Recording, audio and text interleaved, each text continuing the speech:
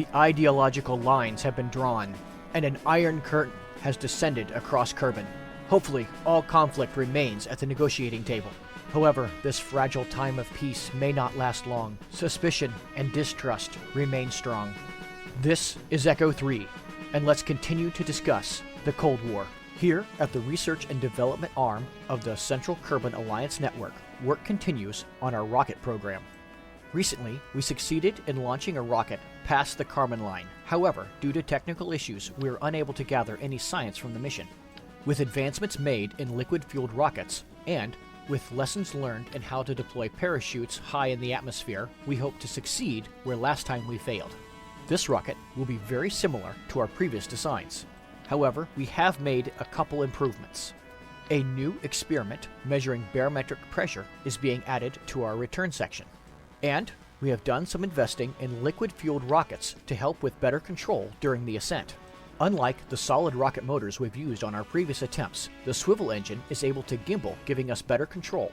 We are also adding some fins to the upper stage to give us more stability during the ascent. The lower stage of our previous rockets worked very well, so there's no need to make changes on this section. Our best hope for scientific advancement rests in this rocket. I believe we have learned from our previous mistakes and have good cause for confidence. Now, let's take this rocket to the launch pad and go to space today. Liftoff. We have liftoff of Firestick 3. It is on its way up to the Kármán line. The solid rocket motor has burned out. We have stage separation, and the swivel engine has propelled our probe well past the Kármán line. Now that we are in the vacuum of space, we're going to gather all kinds of new scientific data to advance our program. Seeing the probe core tumble through space makes me think that we should invest in some kind of reaction control system and perhaps even some kind of stability assist system. The probe has decoupled from the rocket section, and while the probe does descend very rapidly, it is still 1,000 meters per second shy of reaching orbital velocity. The parachute deployment is good. We are going to come down softly in the water.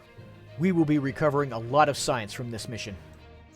There are many scientific projects that we could be focusing on right now. However, I think something that would have reaction control wheels would be the most advantageous for our current situation. With that successful suborbital flight, it is only logical to start wanting to achieve orbit around Kerbin. Here at Mission Control, we can see that there are many requests for our time. It appears that our successful use of a jet aircraft has caught the attention of some government inspector.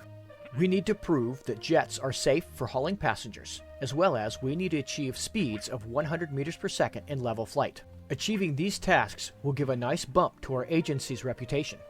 For hauling passengers, we need a completely new design of aircraft. This straightforward design is able to hold 6 Kerbals. As we look through the plethora of parts knowable to us, many of them still require additional funding to be usable. These Mark III S1 parts are ideal for small passenger aircraft.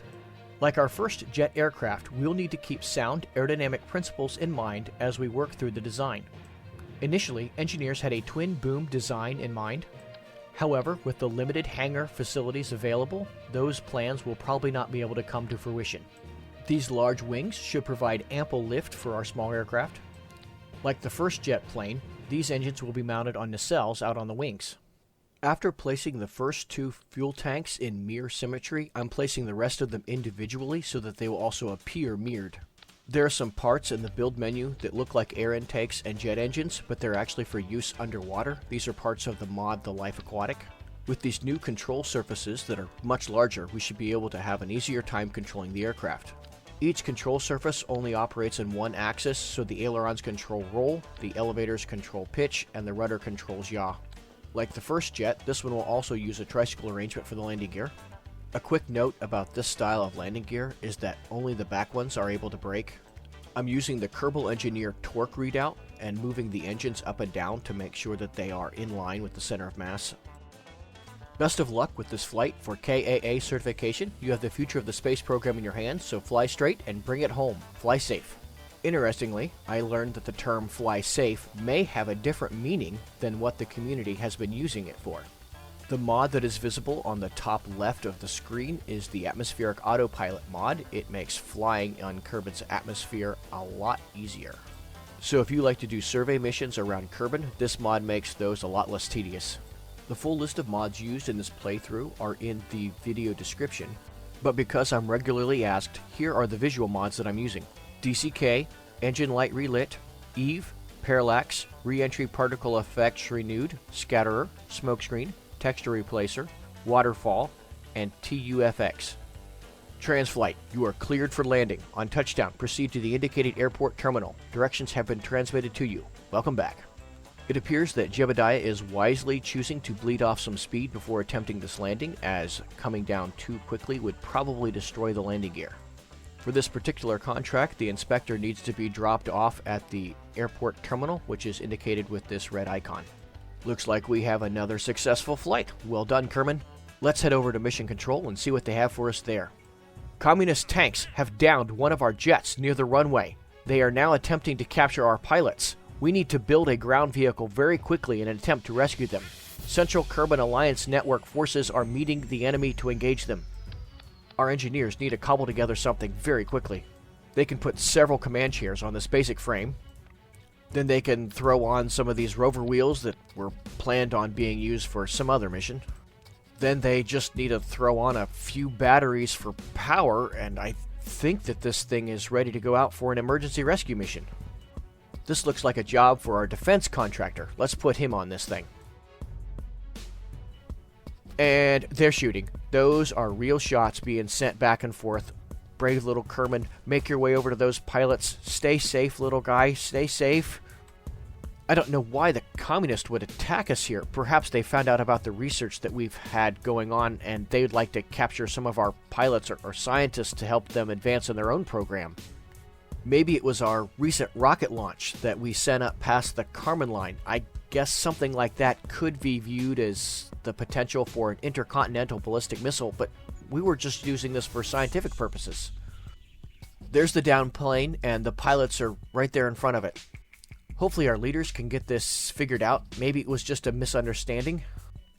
The pilots appear to be okay. Hopefully we can get them on this rover and get them out of here quickly.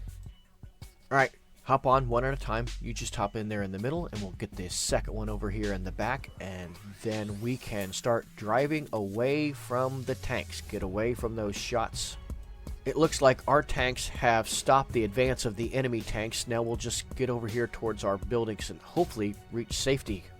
Some of our leaders will definitely want to perform some form of retaliatory strike for this act of aggression.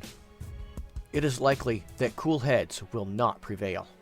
But the good news is the pilots are safe and sound. We can be certain that difficult times remain ahead. I've just been informed I need to look through this telescope. What is this new satellite in orbit around Kerbin? The communists have beat us at placing an object in a stable orbit around Kerbin. This isn't just a Cold War, it's a space race. We need to kick our program into high gear if we intend to win. I am Echo 3, and thanks for joining me to discuss the Cold War.